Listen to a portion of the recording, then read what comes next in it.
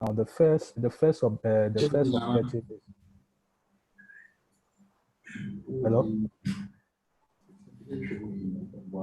Please can the participants turn off your microphone? Thank you. So what are the objectives for this webinar session? The first objective is for us to define the components in the BCMS and align them so that the management system can operate effectively. So we will learn to define we will learn the basic definitions for some of the elements in the BCMS, and we'll find out how to align this particular component so that we can operate it effectively in our organization. The second objective is, many people have this kind of misconception about BCMS. They see BCMS as difficult to implement and support. We believe that at the end of this webinar session, that behavior will change so that people can support the management system. So this particular webinar session is not about the implementation of the BCMS, but we are understanding the element that will align us to implement it effectively, and also we're changing some kind of behavior in our organization. So the second one is purely about awareness, but it's not training.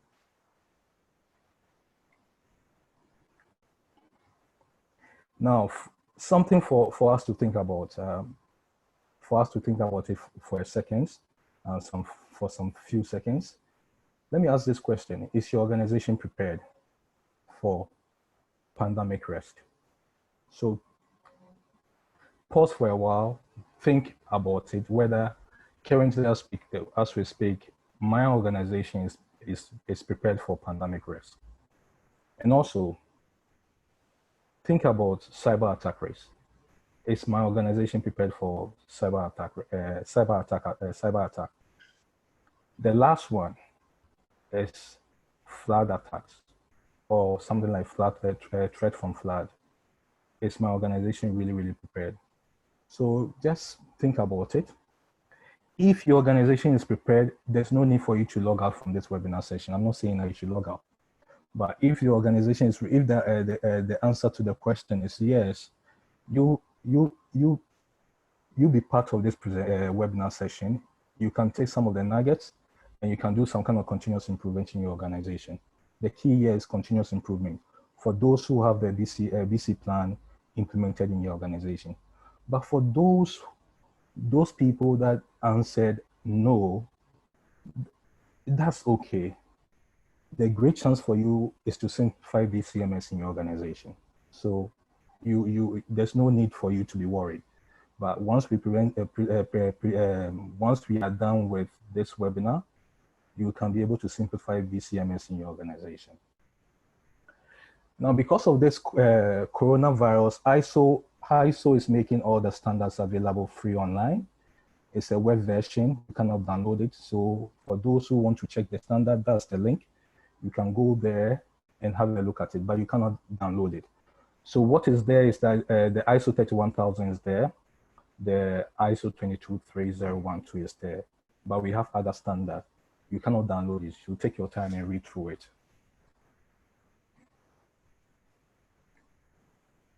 Now, before we begin implementation of the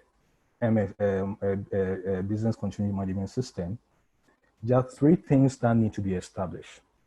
And these 3 things will help you to simplify your BCMS. If you don't get these 3 things in place, it is very difficult for your BCMS to operate effectively. You need management commitment, because management need to put in a lot of finances when it comes to those kind of recovery strategies that need to be implemented. Also, the objectives need to be clearly defined. The strategic objectives, the strategic goals need to be defined. Your risk appetite also need to be defined here. Whether you are your risk appetite is high, whether your risk appetite is medium, whether your risk appetite is low, you need to define these 3 elements. Now, when it comes to the business objectives, the nugget that I have is that a lot of people try to use the confidentiality, integrity, and availability as a way of defining security elements. The nugget is that these three elements cannot guarantee security in your organization. So for you to have a thorough security attribute, our advice that as a nugget, our advice that you look at the SAPSA, Enterprise Security Architecture. The SAPSA has a lot of business attributes, so that when you are talking to the leaders in the organization, you try to avoid the technical terms of confidentiality, integrity, and availability, so that you can use the SAPSA, which has up to 85 attributes, as your attribute for you to define information security in your organization. We'll be learning more about security during the course of this presentation. Also, you need to also have your scope defined. That element is also critical. When we talk about the scope, where do we want the BCMS to be applied? When do we want the management system to be applied? Do we want the management system to be applied to the entire organization, or we want the management system to be applied to a certain defined processes in our organization? You need to list all the processes, all the activities, or the activities that will be part of your scope, and those that will be excluded in your scope. So you need to define that. Interested parties are very important. Interested parties, some people call it stakeholders, critical stakeholders. You need to identify your interest stakeholders. You need to define the stakeholders and look at their requirements. A typical example is that when you take this pandemic, a bank can have an interested party, which is a customer. The customer is not IT savvy. The customer is not a smartphone savvy. We have a lot. They are illiterate.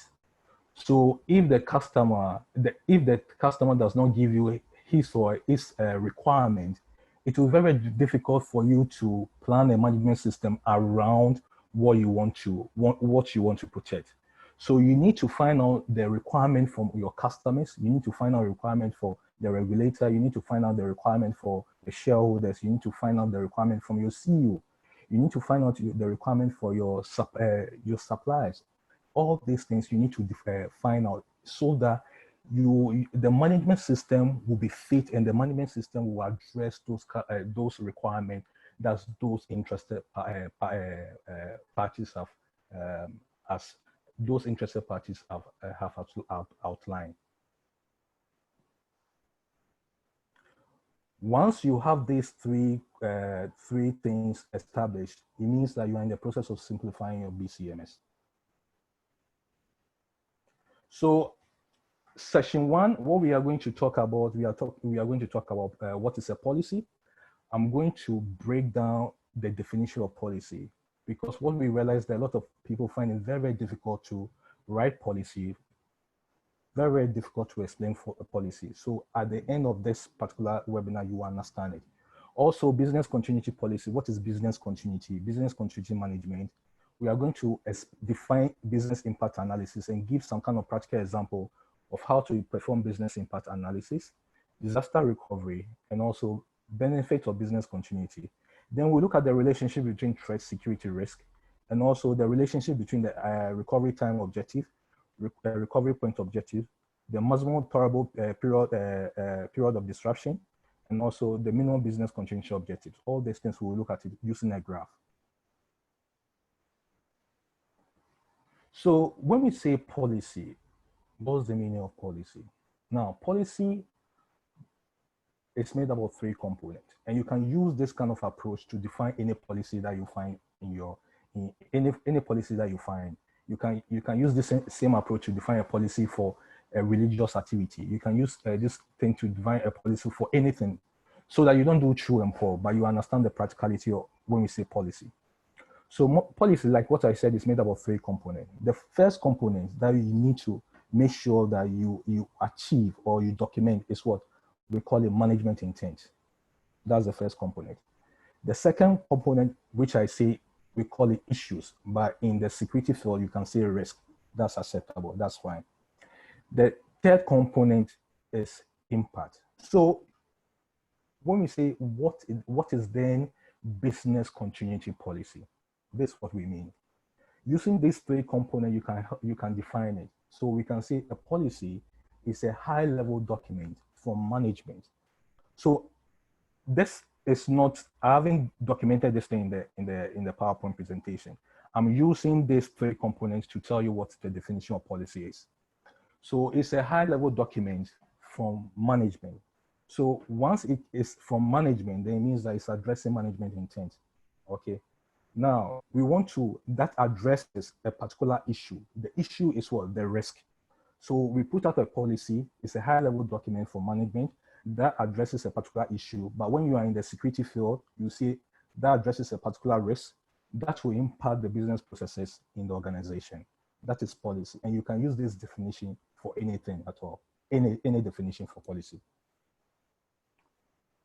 So once we've gotten the policy defined, what based on the consultancy that I do for some of the fintechs and Ghanaian public servant corporations, what I've seen is that when it comes to policy, a lot of people find it very difficult constructing the policy. So let's look at some of the things that you need to put in the construction of policy. Now, it's a nugget also, like what I said during the webinar session. I'll say some of the nuggets I'll be presenting are not in the PowerPoint slide, so you can just document them. So when we talk about policy, these are the construction of a policy. A policy should have what? An introduction. A policy should have what? A committed statement from management. A policy should have a purpose. A policy should have an objective. A policy should have what? A scope. Roles and responsibilities need to be defined. The roles and responsibilities are those who ensure the enforcement of the policy. Then repercussions need to be defined. Then we have what? One last thing that normally some policy omitted, something called exclusion. Because a policy, once you define a policy, of course, you need to have exclusion. But that exclusion should not be what? Unlimited. It should be time bound. So let me go over it again. Maybe some people are documenting a policy. These are the construction of the policy. We have what? Introduction, commitment statement from management, purpose, objectives, scope, roles and responsibility, the policy, high-level policy requirement, the repercussions, and also the exclusion. This policy, BCM policy or business continuity policy should be available. So when we talk about business continuity plan, what do we mean? We are still in the definition of the core element that makes up the core elements that make up the business continuity management system. We have a whole lot of plans. In a country, you cannot, if a country as a whole cannot use a business continuity plan for the COVID-19. We have something called emergency occupant plan. We have something called business continuity, business recovery plan. It's different from business continuity plan. We have disaster recovery plan.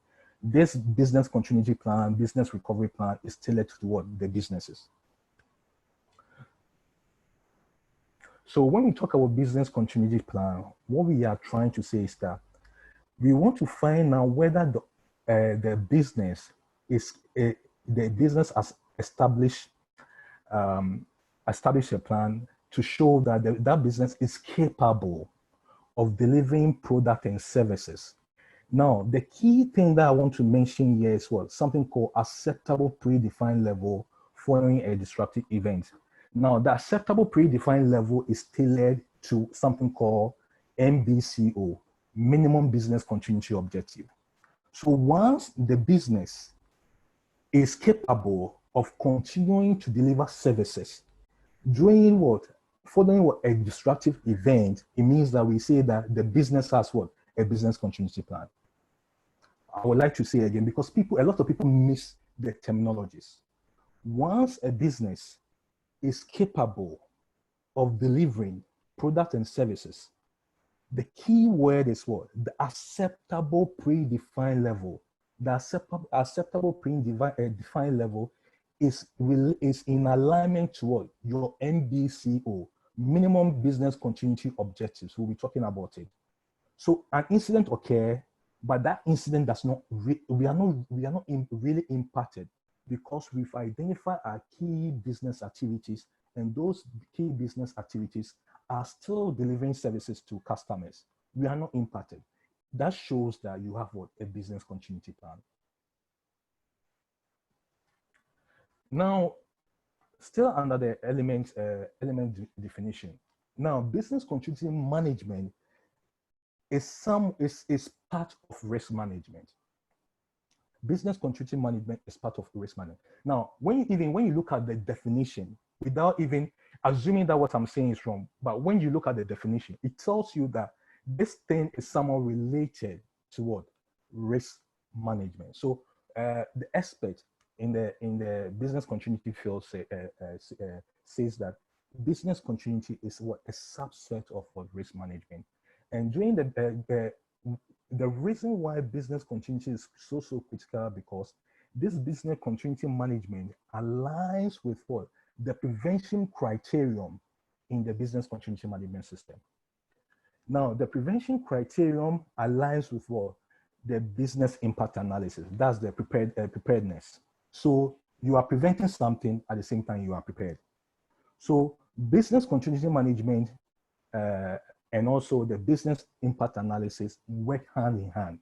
And when we get to the life cycle, you really understand how the life cycle works and how to apply that particular life cycle in your organization, to simplify the entire process of business in the continuity management system. So as I said, business continuity management is a form of what? Prevention. It addresses what? The prevention criterion in the business continuity management system. Also, business impact analysis addresses what? The preparedness criterion in the business impact analysis, but in the business continuity management system. But the business continuity, the business impact analysis works with what? The business continuity management for us to address what? The prevention aspect in case that a disaster wants to happen. So what we do is that we do what? Risk management. Now, risk management as a form of nugget, risk management has three components. The first component is what? We are talking about risk assessment. The second component in the risk management, we are talking about risk mitigation. Now, the third component in risk management, we are talking about evaluation and assurance. Now, I want to touch on the evaluation and assurance because the evaluation and assurance tells you that anytime you are doing risk management, it should be something like time bound, and anytime something changes in your scope. So people have an enterprise risk management framework, have an enterprise risk management policy, but this enterprise risk management policy or framework that they have, they don't put some kind of maintenance attribute on the enterprise risk framework, saying that, okay, every year we need to do a risk management. And also, if something changes in our scope, we need to also do risk management so that we'll find out what controls that we need to put in place. So for you to really understand risk management as a nugget, you'll see that it's made up of three elements. We have what? The risk assessment, the risk mitigation, and also the evaluation and what? Assurance.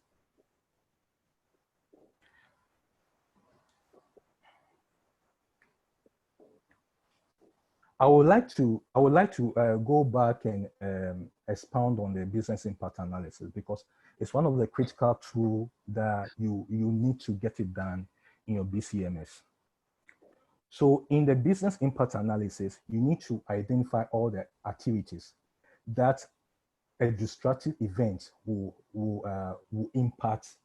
have an impact on those kind of business activities.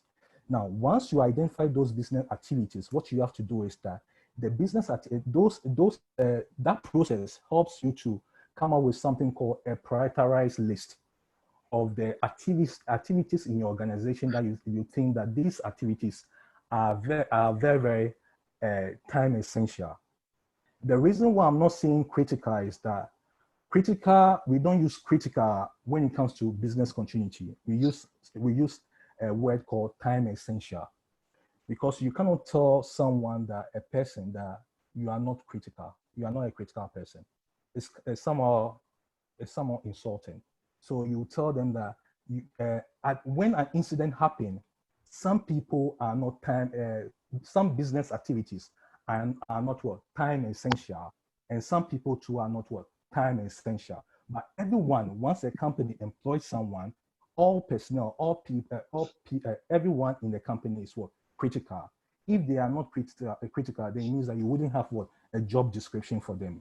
Anytime you have a job description, it means that you are addressing a particular risk in your organization. So these people are what critical personnel, but we use the term time essential, time sensitive when it comes to business continuity. So that is a nugget. So the output of business impact analysis is you having what your prioritized business activities, so that when it comes to the recovery, you know how to recover them, those activities. That is the output of the business impact analysis, and shows that you are really, really prepared. So an organization that have not an organization that has not done this particular thing, the organization will be having some kind of challenging. The organization need to do a business impact analysis, so that you get to know the time sensitive business activities in your organization in a prioritized way. Now, disaster recovery is a subset of business continuity plan. Disaster recovery plan is a subset of business continuity plan. Business continuity planning is a form of risk management. Disaster recovery planning is a form of risk management. Disaster recovery plan is a subset of business continuity plan. We need to get the terminology right. If we don't get the terminology right, it makes it very difficult for us to simplify the business continuity management system in our organization. So when you talk about disaster recovery plan, our main focus should be the recovery of the information infrastructure. That's our main focus. So when you talk about it, then some elements will come into mind, and we'll be explaining the elements of the graph when we get there.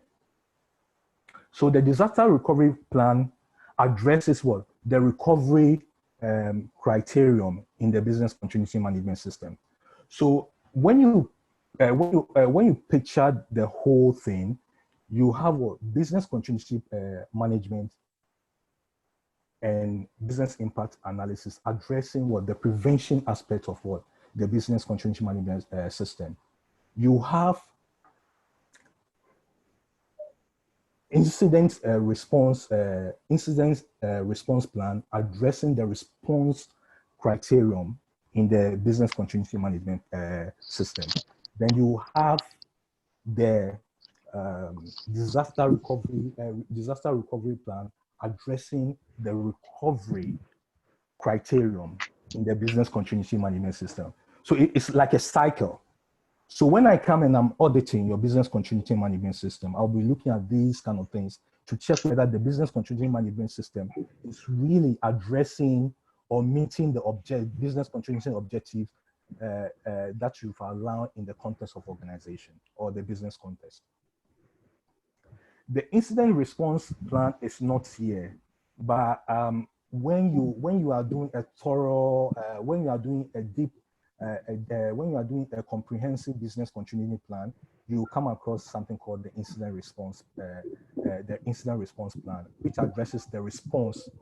So if something happens, you need to activate your incident response plan to address the response criteria in your business continuity management system, so that you can easily move to the recovery and also the restoration of those kind of activities, business time sensitive activities.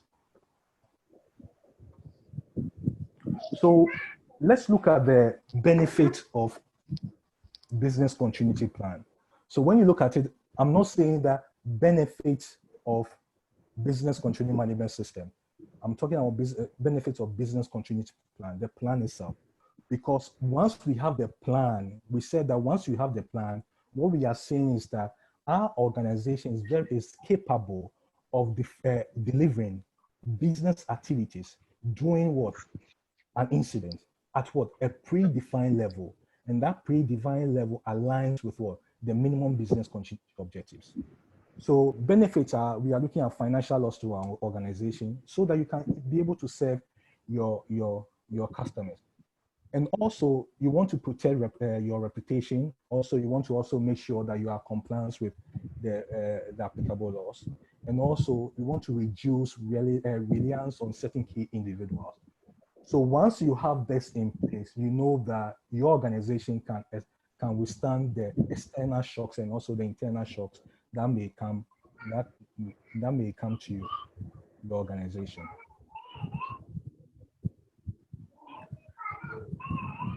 Now, this particular element is so critical because as part of your business continuity management system, you come across business impact analysis. And once you are doing business impact analysis, you need to be able to define these elements. When we say threats, when we say threats, what are threats? When we talk about security, we cannot provide 100% security. So we'll learn about the definition of security. When we talk about security, what does it mean? And when we talk about risk, what are we talking about? So using this diagram, you have an asset, you have a security control, that's the control. So you have a threat and you have what? Adversaries. So when we talk about security, because we cannot provide 100% security, what security seems to define here is, or anywhere that you find the term security, is that you want to define the degree of your resistance, the degree of resistance of your assets to a threat from an adversary. So that's what security means. So security is that the degree, how resilient is your business business activities? How resilient are your business services? Okay, so the degree of that resistance, because people have levels of resistance. So you can say that an organization will have a high level of resistance. That organization cannot achieve 100% security, but that organization has some kind of level of resistance of what? Threat from what? Adversaries. So you need to, so that's when we talk about security, that's what we imply. Now, when we talk about threats are what? Potential occurrences of what? Events. Potential occurrence of events that may what? Have what? Serious impact toward our assets. So basically our threat. And once you can define threats, then risk definition becomes easier.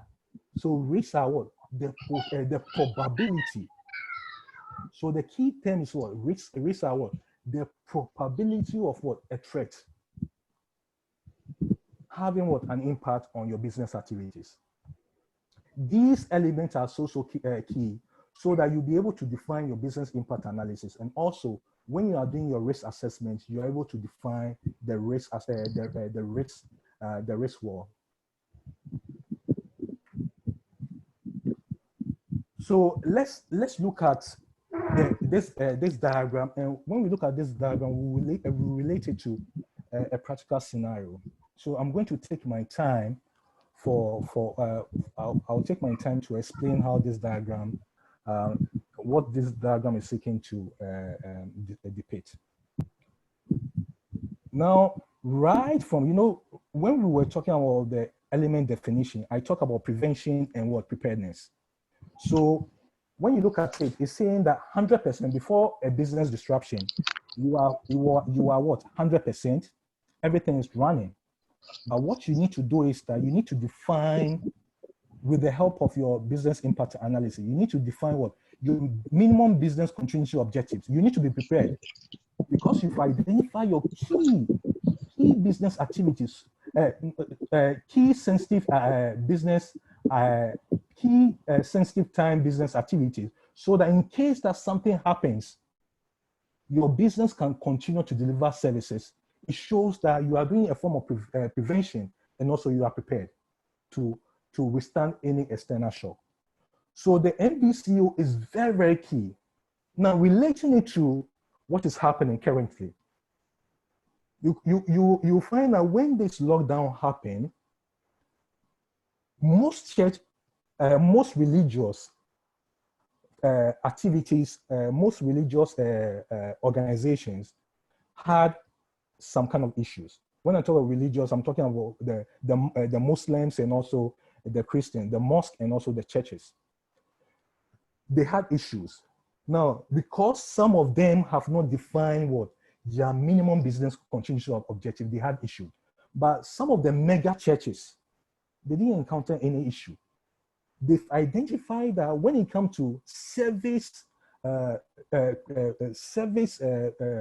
sensitive service in their churches or in their mosques, they've identified that, okay, the offering, the tithes are so sensitive or it's somewhat time bound. It's sensitive to them. I'm very careful of the word I'm using.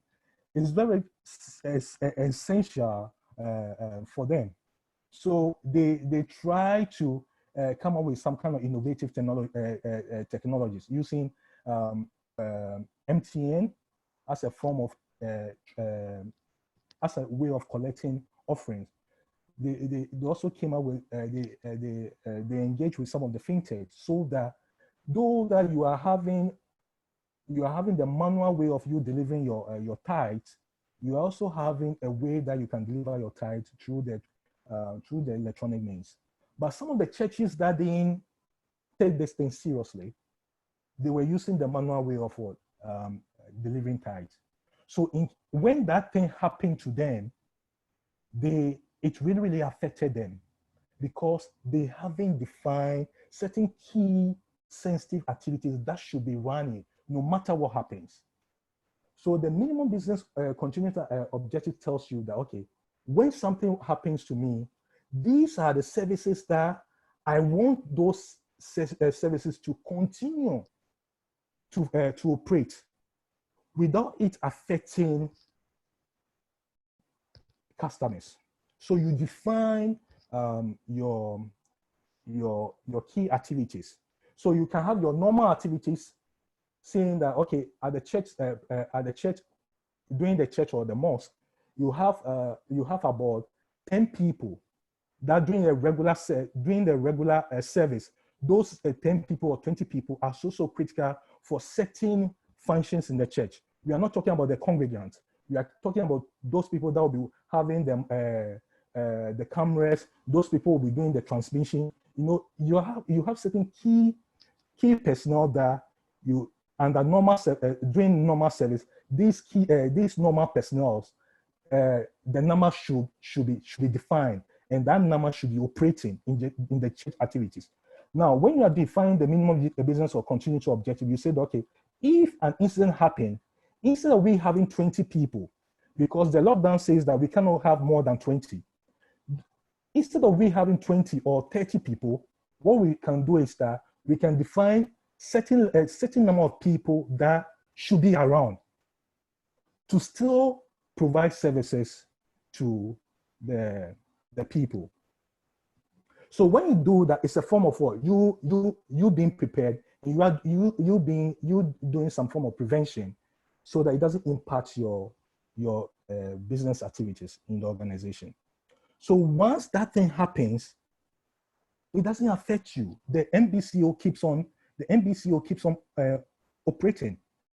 That business is not really affected because everything is working fine for that business. But what the business will try to do, assuming that the business do not have the MBCO, what the business will try to do is that the business will try to respond to that particular unavailability of that particular activity. So they will activate their incident response plan. So this response aspect addresses, like what I said, the response criterion in the business continuity management system. So they will activate their incident response plan. But please pay particular attention to something called recovery time objective, and also the maximum tolerable period of downtime. Some people call it the MAO. It's very critical. Now, the RTO, what the RTO tells you is that something has happened. Assuming that we don't have the MBCO in place, we don't have our minimum business activities in place for our minimum business activities to operate so that we can still service customers, we need to define the amount of time that a business function can function, or a business process can function without, a business process can function without a product or a services before a significant issue occur. The key here is what before what a significant issue occur. Once you define it, you have to make sure that you don't go beyond the RTO, because the moment you go beyond the RTO, it means that you'll be meeting what? The MAO. The MAO talks about the adverse impact. It means that the impact is so huge that we consider it unacceptable. So you need to define the level of the impact that you consider as what? Unacceptable. So always the RTO is always less than what? The MAO. The RTO is always less than MAO. So when you take the church activities, the church or the mosque, what happened? Those mega churches, they were able to continue fine. Nothing happened. They were streaming. They have TV stations. Things happen. Things happen seamlessly without people being impacted. People were sending their tithe. They were sending their offering using the electronic means. But those that did not prepare, what they did was that they need to work around what? The RTO unknowingly, because they need to recover. Because I know some churches, what they did was that before, when the lockdown happened, they started going to MTN to look for merchant number so that congregants can be sending monies to that particular merchant number. Some of the churches too, they are not used to the digital ways of communication. So they were down for a period of time. So that down for a period of time is what we call RTO. They want to be down for a period of time, but they being down for a period of time, they don't want to go beyond the RTO. So if the church was not able to provide services for their congregants for 1 month, means that some church members will be crying. They are not able to pay their tithe also because they weren't able to work around the RTO. So the thing has moved toward the MAO, which is what? Unacceptable. So that's the correlation. So RTO and MAO. So RTO is always less than the MAO. So for a church, for the mega churches, they are still operating. They are working within the MBCO, minimum business continuity objective. Something has happened, they are not impacted because things are running seamlessly for them. It's going on. But when we get to the recovery and restoration, still using the church as an example, the mega churches, they cannot do recovery and restoration because the government has not lifted the ban on recongregating. So we cannot go back to the way that we used to be. So the mega churches, they will still be working their MBCO. They can still satisfy congregants.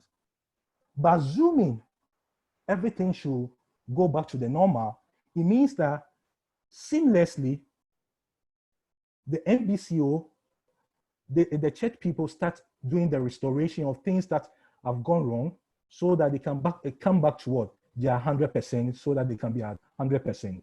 So the recovery and restoration is you recovering everything, you restoring, if you have an alternative location, because the issue has happened, you've moved on to your alternative side. So restoration, you have to bring it back to your main side. Some church or mosque are operating using the central mosque or the central church. But if everything comes back to normal, restoration, it means that they will come back to their mini church so that their mini church can still provide services or their mosque can still provide services to congregants. So basically, that is the relationship between that, and you can use this particular graph to validate whether your BCMS is having all this kind of element.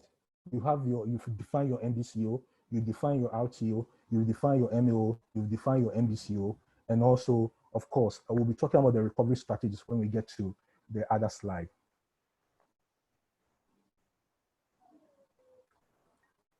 So This session, what we are going to talk about, we are going to talk about exercising and testing in business continuity planning. That's what we are going to talk about, exercising and testing. No, people have when it comes to the terminologies, people still have issues with exercising and testing. So when we talk about exercise, what we want to do is that we want to validate the recovery procedures through testing. That's all that we want to talk about. So there are so many kinds of exercises that you can employ. So we have something, it's a nugget. We have something that we call desktop. It's a desktop exercise. We have something called walkthrough exercise. We have something called the call tree exercise.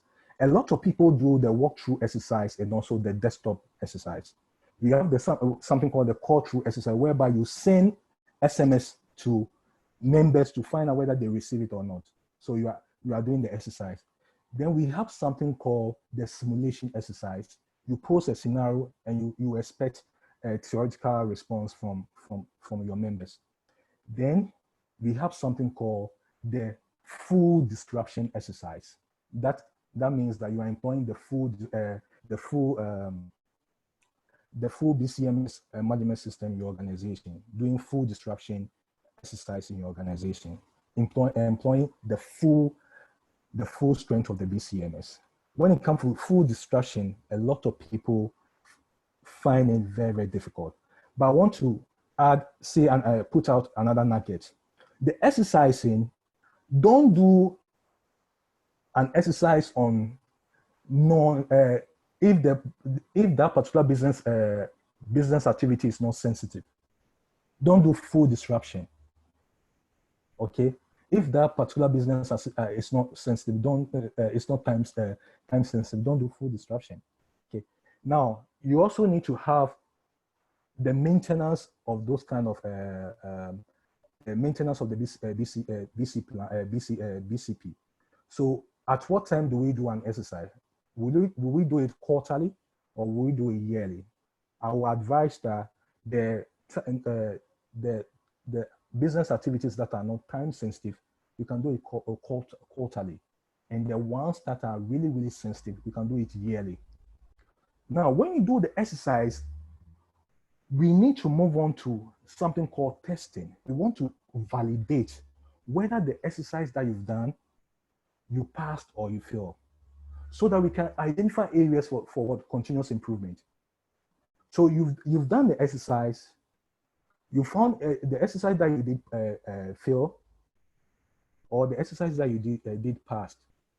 What you have to do is that you have to do something called debrief, or you have to do something called debrief, whereby you look at the areas that need the areas that you find out that your organization are weak at that place. You find out the strength of your organization, where you realize that your organization is strong. Also, you put out what recommendations, okay, and you come up with a report so that you can send the report to management. A lot of people do not do the testing and writing the report, or holding a hot debrief and putting out the report document to management to ascertain. When the auditor, I'll be looking at your exercise, whether you fail. My worry wouldn't be at whether you failed, but I want to check for something called continuous improvement, the recommendation, lessons learned from what you did. So testings, you want to validate whether the exercise that you conducted passed or failed, so that you can identify areas for continuous improvement.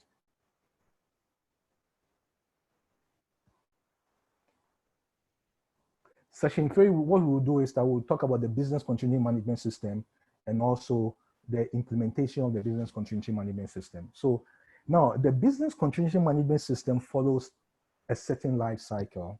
We call it the plan, do, check, act cycle. Now, this particular, the reason why we call it system is because they work together. So when we say something in the security field or in the business continuity field, when we say something is a system, what we are trying to say is that it contains what? It's a process whereby you define all your policies, all your procedures, all your controls, And all these kind of elements that you've defined, those elements are working in coordination. So it becomes a system because they are working together in the form of coordination, so that anytime the business changes, that particular system too will change alongside the business. So once that thing happens, we call it what? A system. They are working in coordination to address what? A particular issue in your organization. So we follow what? A plan, do, check, act cycle. So what are some of the activities in the plan? In the plan, of course, you need to have your context of organization defined. Like what I said, needs from the interested parties. You need to have your scope defined. You need to plan. You have to plan. And also, we need to find out whether management is really committed for the implementation of the business continuity. Is management willing to support people so that people will gain the necessary skills? Management will ensure that they employ the right competent people to manage the system. So all these things falls on the planning side. Then we have the operate side. The operate side is whereby we look at the business impact analysis, we look at the risk assessment, we look at the real implementation of the control. Then what we'll do is that we'll look at the monitoring review. You do an internal audit. And once you do that internal audit, you find out whether the management system is working properly. If the management system is working properly, you send the report to management for management to review. Once management reviews the report, then what management will do is that management will move, that report will move to the act phase, whereby those issues that had been identified will be logged in something called the non-conformity log. Once it has been logged in the non-conformity log, then a timeline will be set for those issues to be addressed. Once it's addressed, then what we have to do is that we have to amend the ISMS. So we call it something called the continuous improvement, the act phase. Now, I'm going to talk about the life cycle, and I'm going to move fast on this side. It's very important that we do the business impact analysis. I took my time. I explained the business impact analysis. I said the business impact analysis works hand in hand with the risk assessment. Once you have your prioritized business activities, that you find that if these prioritized business activities are so key to the business, what you have to do is that you have to do risk assessment on those kind of prioritized business activities. Once you do a risk assessment on those prioritized business activities, what you have to do is that you have to do something called business continuity strategies, okay? You have to select the strategies that you need to use so that you ensure that you continue to deliver services in case that something catastrophic should happen. So when it comes to the selection of the strategies, once you select a strategy, continuity strategy, you need to do some kind of cost-benefit analysis, okay? You need to find out whether the strategy that you've selected, if I do accept the risk, am I accepting the risk because the strategy that I've selected is expensive for me to implement. So that's why it's very important for you to do cost-benefit analysis to know whether the strategy that you've selected is something that your business is willing to agree on. Once you select the strategy, what you have to do is that you have to do the implementation of the strategy. The implementation of the strategy. Once you do the implementation of the strategy, then you go to the development of the business continuity plan. So the development of the business continuity plan, the development of the business continuity plan, there are certain components in the development of the business continuity plan that everyone should pay particular attention to. Now, these are the things that are supposed to be in the business continuity plan. You need to have your plan activation procedure. You need to have your recovery strategies. It's a nugget. So I realize that people find it very difficult documenting business continuity plan. So these are the things that you need to have in the business the continuity plan. You need to have your plan activation procedure. You need to have your recovery strategies. You need to have your communication management plan. in case of an issue, when an incident occurs, how do you communicate? Then you need to what? Have a documented plan for each team member in case of an incident. The activity for each team member, what each team member is supposed to do. You have to document those kind of things. And of course, you need to have maintenance of the plan. So maintenance, we call it document control. You need to have a document control in place.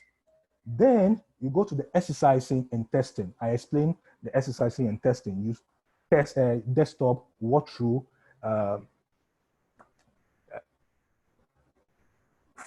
full interruption, and also the full interruption and the others. Then after the strategies have been done, then what we have to do, after the and also the testing strategies have been done, what you have to do is that you have to move toward the awareness and also the training parts. Now, it's very important that we understand the difference between the training and awareness. When we talk about training, it means that we want to give knowledge to the people that will manage the BCMS. Now, when we talk about awareness, we want to change a particular behavioral change or a particular culture in our organization. So someone can be trained, but the person is not competent to handle the BCMS. So competency is the application of the knowledge that you've gotten from the training. And awareness is just you changing perception or culture change in the organization. And we have the continuous review and audit, whereby we need to audit the BCMS to find out whether the BCMS can withstand any shock. A lot of organizations don't do the exercising and testing, and also they don't do the continuous audit and review. So what is Innovare offering? We at Innovare, we are offering a course on ISO 22301, the implementer and also the auditor. And also we do consulting for implementation of the BCMS and also the BCMS. So that's our offering for people that want to learn more about business continuity management system and how to implement it. In conclusion, what I want to say is this. Business continuity is all about you need to continue to deliver services when an incident do happen. You need to get management support. You need to define your scope. It's so key. And also you need to define your interested parties. And also you need to take their requirement. So if you don't get anything at all, just know that we need to make sure that we have the MBCO defined so that we can continue to deliver services to our business. We are offering a special offer for people that are attending this particular BCMS webinar. We want to do a free desktop assessment for people that want to check their maturity level, their BCMS maturity level. We'll use the desktop assessment, and also we'll use the CMMI maturity level, and we will give the report to you. And there you can use your admin. Any question? Please consult your directory and call again. Say that again.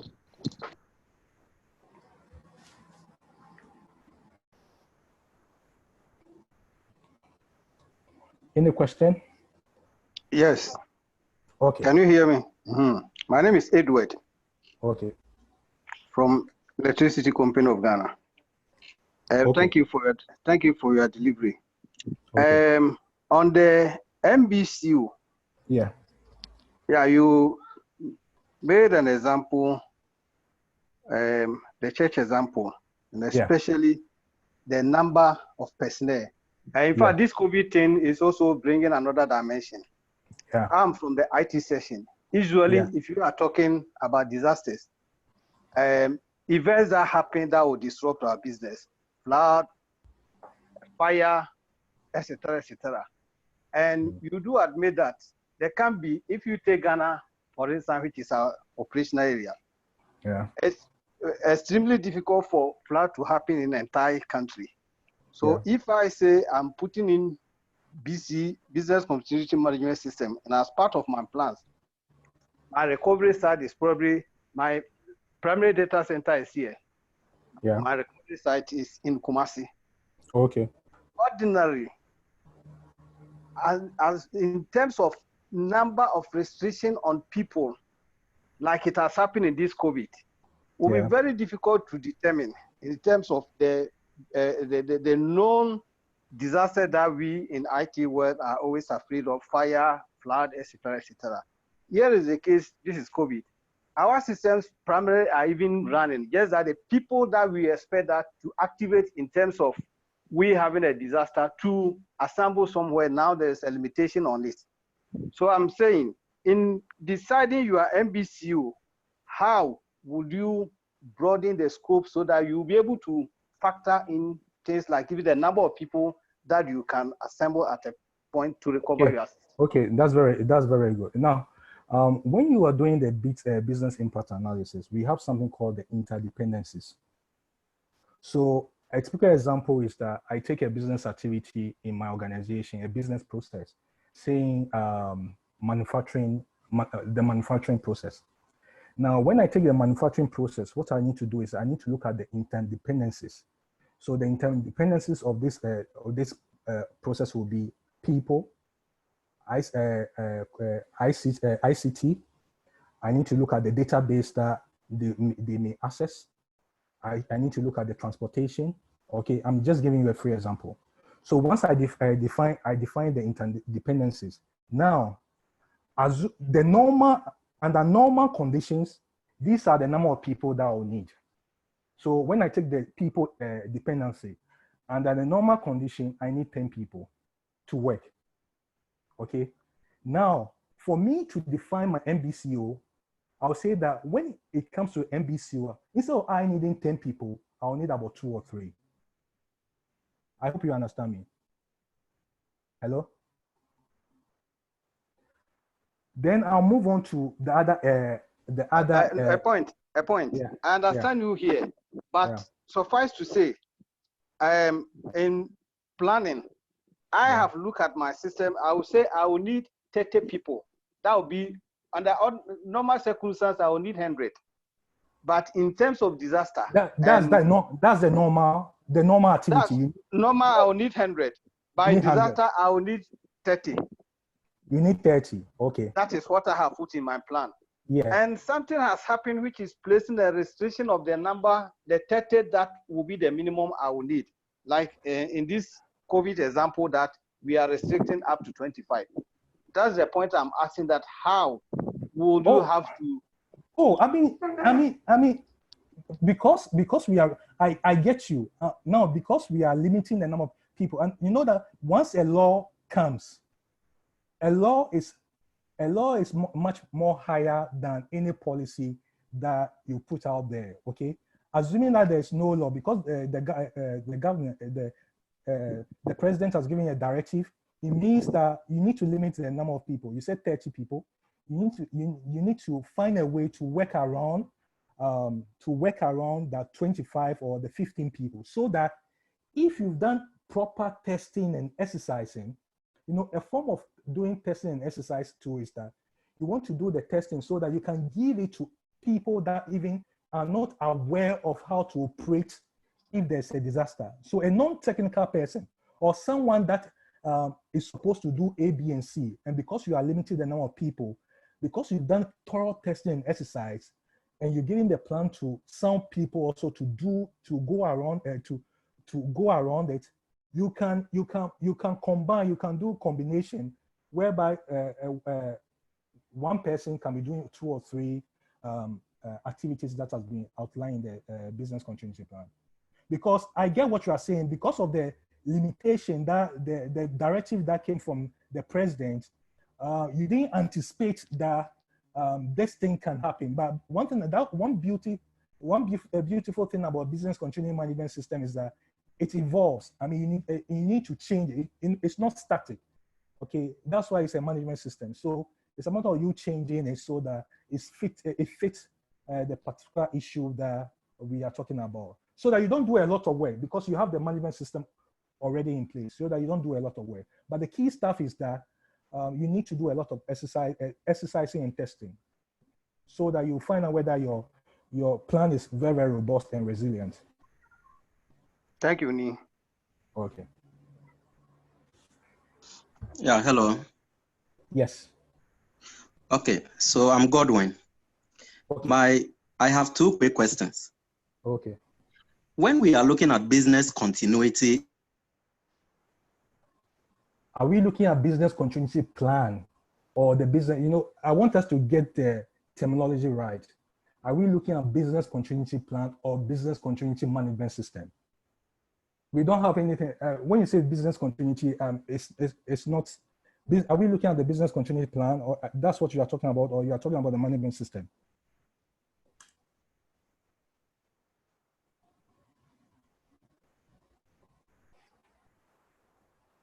Hello? Hello? Hello? I think we have lost him. Okay. Okay, that's fine.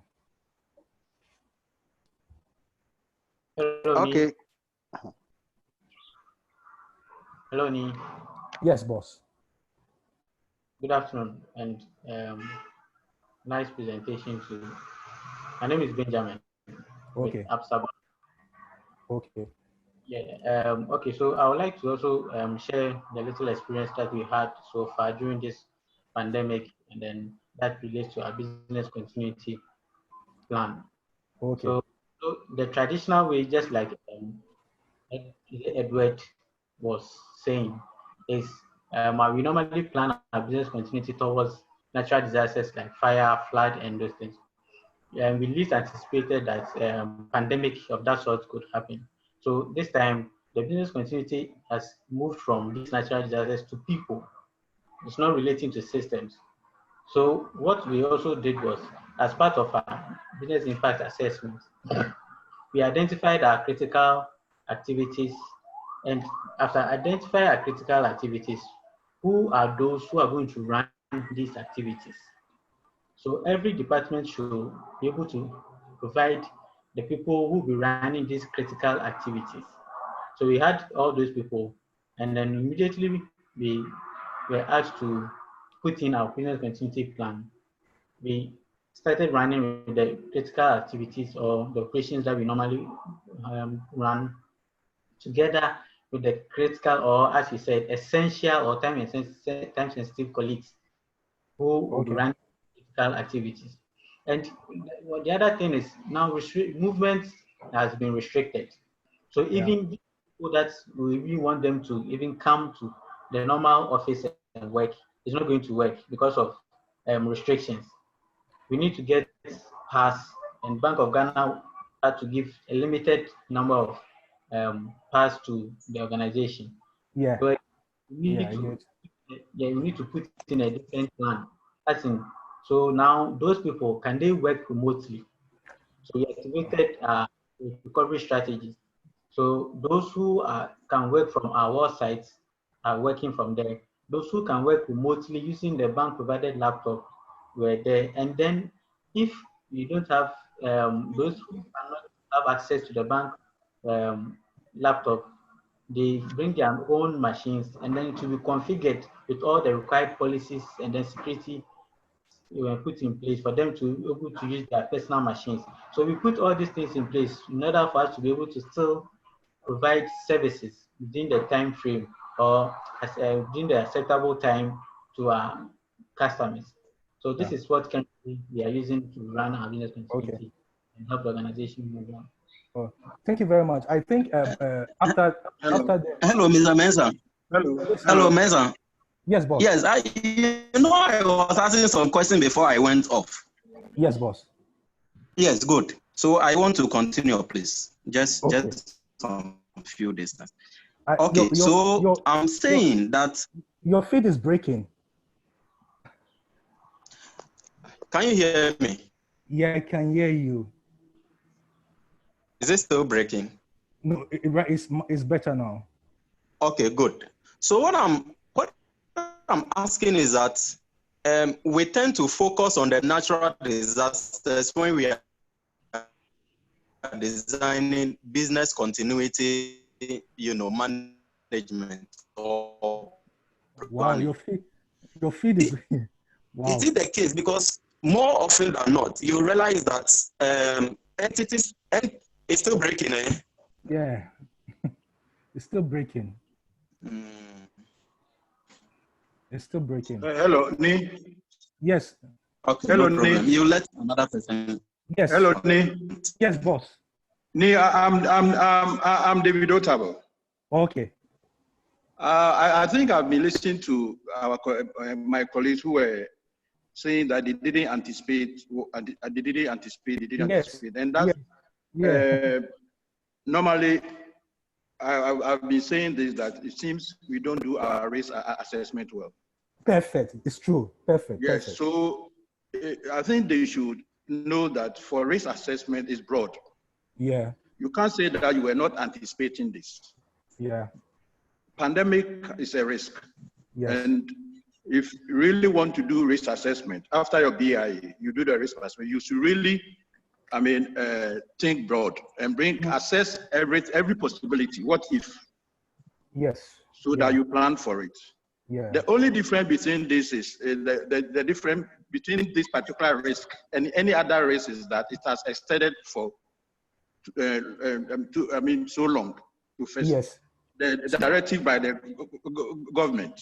So what is happening is that because of that, is when we don't take time, if you haven't defined your MBCO, you go to the MAO, the MTPD.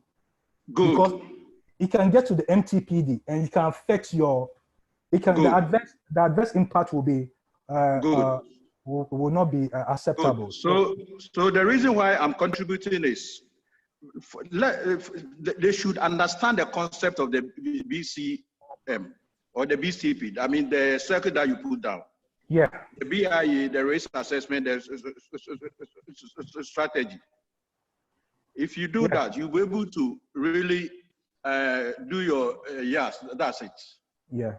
That's the business continuity management life cycle. And you're able to do your business continuity very well.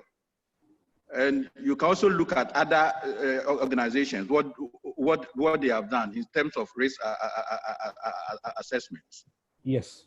So that's my contribution. And with the number of people, I think the man from the electricity, if you have 30 people, it doesn't mean that all the 30 people should be in one hall. You can spread them because of the effect of the pandemic.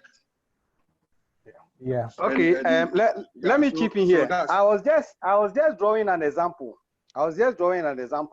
I'm the man from ECG. You see, in the business continuity management system, usually, I think Mensah even mentioned, we have to provide assurance. We have put a document telling management that if A, B, C, D happens, we have the MAO and our RTO. We come with these parameters based on the risk assessment that we have done. And every assurance that we are giving, we have analyzed the situation and say, probably we will need 10 people to be able to meet our RTO and MAO. And the question I'm asking is, let's say in doing that analysis, I say this says 25, but let's say I say even 6. Who knows that something will happen and say even 6 people cannot assemble. It is definitely going to affect our RTO. Yes. That's the question I wanted to ask. Yes, that's what we didn't anticipate for that aspect. But the risk we should have known that. As for the risk we have, yes. As for the risk we know, but placing limits on the people, which will also affect your recovery time objective, and you have already committed yourself. Well, it is a emergency, so probably management will also understand. But getting that correctly is the question I wanted you need to answer. Okay, that's good. So, thank you so much for your delivery. Okay, thank you. A question. We'll definitely meet. Okay, a question came up. Where in the BCMS can we put the BCP? You can put the BCP at the do phase. The BCP will be at the do phase. So to answer the person, when you look at the BCMS, the do phase is where the BCM is. Okay. Okay. Hi, Ni. This is Kwame from Abidjan. I asked the question. Okay. You are from? Yes, I'm from Abidjan. I used to be a student of Innovare and now working for Coca-Cola West Africa. So okay. I was just asking that question to have. Okay. Yeah. Okay. That's good. Okay.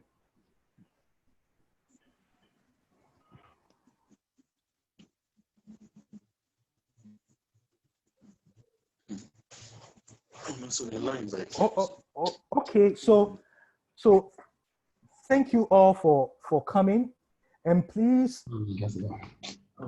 if you can go to the ISO website. Because of the pandemic, you know, the ISO standards are not free, but because of this pandemic, right now the ISO standards are free online, but you cannot download it. Just go to the website and study the standard. But we are also offering the training so that you can, if you want to partake in the training online, why not? We can offer that training to you so that you can be able to effectively manage the BCMS in your organization. Thank you all for coming and enjoy the rest of the day. Thank you, Ni. We will meet. All the best. Bye. Okay.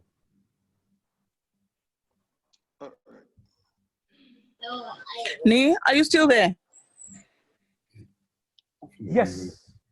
Okay, please repeat which website can we go to get the standards?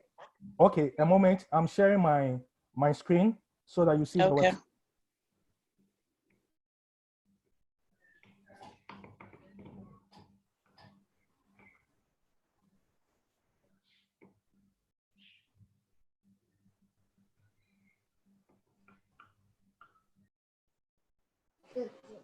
Also, as you're still sharing your website, okay, this is Audrey.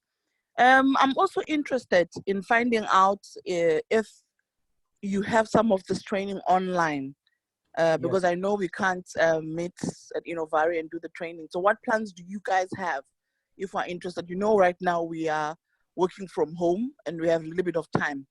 Can you share with us a schedule that you have of the courses and of course, and how much it costs?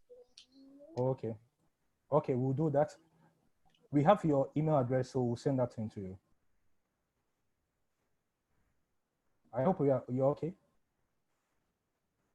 Yes, I'm okay. Thank you. So there's the website. I'm also interested on the information regarding the online training. So. Audrey, please, this is the website. Hello, Audrey, are you there? Yes, I'm here. I'm still seeing your slides. Food for thought, your organization prepared. That's what I'm seeing. But below, can't you see? Oh, okay. www.iso.org. I see it now. I see it now. All right. Okay. Okay. Yeah. Thank you, Ni. Thank you. Right. www.iso.org/COVID-19. Yeah. You cannot download it. You can just view it online, so you can study it so that you can properly establish the BCMS in your organization. But if you want to Innovare to help you, we are available to help.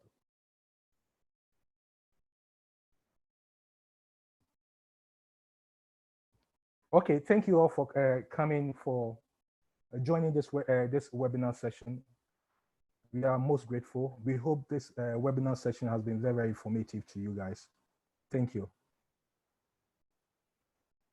Thank you.